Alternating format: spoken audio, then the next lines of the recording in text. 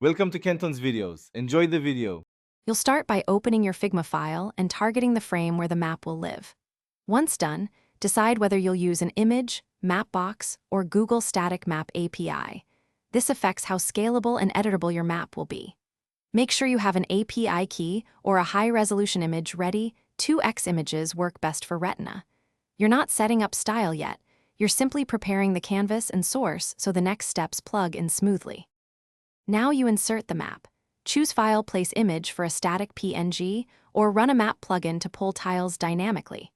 If using Google Static or Mapbox API, build the URL with center coordinates, zoom, size, and style parameters so the image renders correctly. Place the result into your frame, then use masks or the frame's clipping to crop precisely. Make sure to set constraints so the map scales when you resize the frame. This prevents finish by styling and annotating. Add pins, routes, and labels as separate vector layers so they remain editable. If you need crisp export, use SVG for vectors or export PNG at 1x and 2x for different displays.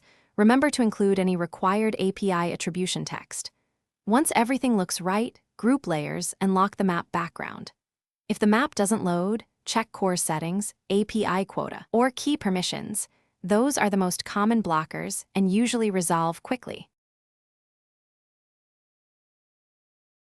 Thanks for watching. Consider subscribing if we helped you.